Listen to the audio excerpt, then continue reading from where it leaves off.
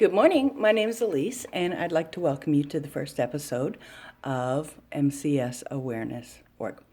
MCS stands for Multiple Chemical Sensitivities, and in the first episode today, we're going to focus on the difference between an allergy or an allergic reaction and a chemical sensitization reaction. There are some very important and distinct differences. One, an allergy is usually the body's response to something that it shouldn't respond to, something innate to most people, like eggs, pollen, dander, peanuts. Peanuts are a big one. And those reactions are usually consist of things like itchy, runny eyes, watering eyes, itchy, runny nose, stuffiness, swelling, some hives or rashes potentially, wheezing, and in some severe cases, some anaphylaxis. Now, allergies, an allergic reaction, can usually be resolved with an antihistamine, Benadryl, or in severe cases, something like an EpiPen. And those reactions will subside with no lasting or permanent damage, with the exception of a severe reaction that maybe causes damage through anaphylaxis or swelling. But for the most part, an allergic reaction is a very temporary thing and can be relatively easily resolved. Not to say that they're not dangerous, they're very dangerous for the people who suffer from them, but in most cases, how to resolve them is easily and readily available. So let's move on to sensitizations, chemical sensitizations. And the ones I'm going to focus on are primarily things that are household, because that's where most of our toxic exposures are.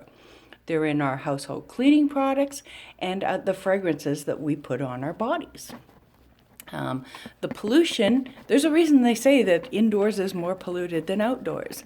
And while, yes, the factory down the road and all the cars do contribute a whole lot, and we definitely need to be cognizant of those as well, most of the toxic exposures that we as Canadians, Americans, suffer are from the toxins in our own home, the products we choose to use, and for many of us don't realize exactly how dangerous they can be. So multiple chemical sensitivity often starts as a reaction to a chemical substance. It may be in the workplace, it may be in your home as an exposure to mold. A lot of people first come by this when constructions, renovations are done in their home or their workplace, and the chemicals used in that process are their initial contact, their initial sensitization. But for all of us, no matter how we got it, whether it be through an industrial type chemical or just basically developed over time, slow time, in repeated exposures to like personal products, your cleaning products, your home products, no matter how we got it, it's a permanent condition. It's not something that can be or is readily acceptable medical cures for. That's the best way to say it. There are alternatives out there that help but have not been recognized widespread. And we'll talk about that in other episodes. But let's look at some of the difference in the reactions from a sensitization and an allergy. So with an allergy, we talked about wheezing, itchy, runny eyes, stuffy nose, hives, swelling, that type of reaction. And all of those can also be a reaction to a sensitization. But there's distinct differences. And this is going to make a lot of people go, because you think you've had an allergy all these years, and what you've really had is a mild form of chemical sensitization, which will probably only get worse without finding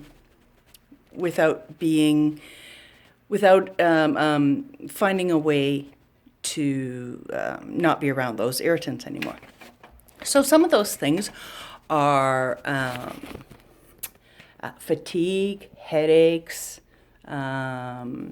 swelling, asthma, difficulty focusing, difficulty concentrating, rashes, hives, nausea, temporary paralysis, stuttering, facial spasms, body spasms.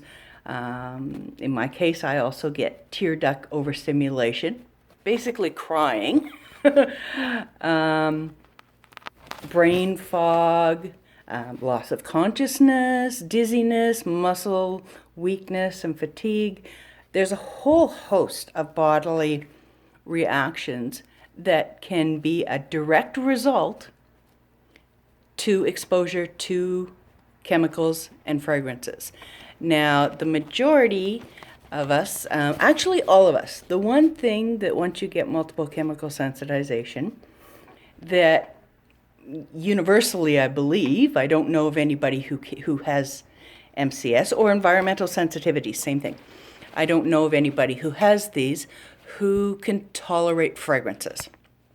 Because believe it or not, there are thousands of combinations of chemicals that we put on our bodies, or you guys do, I don't anymore, put on our bodies every day that are full of chemicals that are not regulated. Again, we'll get into that in another episode. But so those are some of the reactions that are obvious to people. Other people can see us having it. And sadly, it's not until other people see us having these reactions that they go, oh, wow, maybe this person is sick. Or they take the opposite approach and go, oh yeah, okay, whatever. Depending on how much your disability or my disability is an infringement on that person. So basically, those are some of the most common reactions to irritants for sensitization. Now, another difference between a sensitization and an allergy is that sensitizations are not necessarily immediate reactions. They can be, they often are, but there's reactions that can be delayed up to 24 hours. And that makes it also a little more difficult to diagnose and deal with and connect the dots, let's be honest. If you're not having a reaction till 3-4 hours after you are exposed to something, then it's harder to connect that dot to something, earlier. Another thing is sensitization reactions can last a lot longer. They do. They last a lot longer than an allergic reaction does. They can last anywhere from 15-20 minutes to days, sometimes even a couple of weeks, depending on how severe the reaction is. And they are life disrupting. They absolutely disrupt the life of the person who has been injured by these chemicals. No doubt about it. Now, I've told you about the physical reactions to chemicals. Now I'm going to tell you a little bit about some of the cognitive reactions that we suffer that are not seen and are generally not connected to the dots until you speak to an expert in this field, or until you start speaking to other people who suffer this and go, oh wow, that is a reaction. I thought this was just kind of a random thing that happened at the same time, but no, other people suffer it too. So I think we can safely consider it a common reaction. And those types of things are, and this is a very interesting distinction, chemically induced anxiety or panic attacks.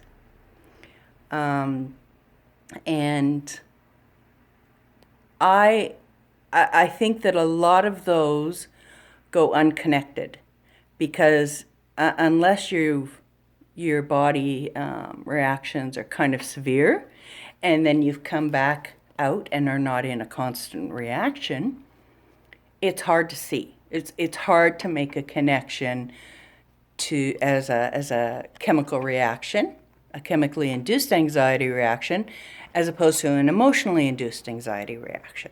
So, very important distinction. Irritability, anger, fear, those are some of the emotional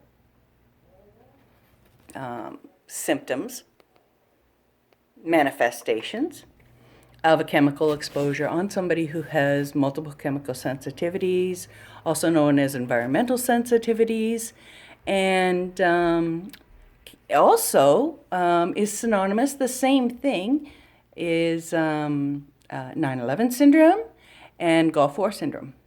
These are all very similar, almost identical in their reactions. However, the biggest distinction is in how we've acquired them. But in any case, that's what I wanted to share with you today. I wanted to share with you the difference, basic difference, practical difference between an allergic reaction and a sensitization. In future episodes, we're going to delve into these a little more extensively. We're also going to look at alternatives. We're going to look at how our sensitizations and these chemicals affect the workplace, what your rights are, how to recognize some of these things. And we will go forward looking at all of those, and hopefully we'll all gain a better understanding of this. In the meantime, subscribe below, please, and we can all learn a little bit more about this. In the meantime, Merry Christmas, Happy New Year.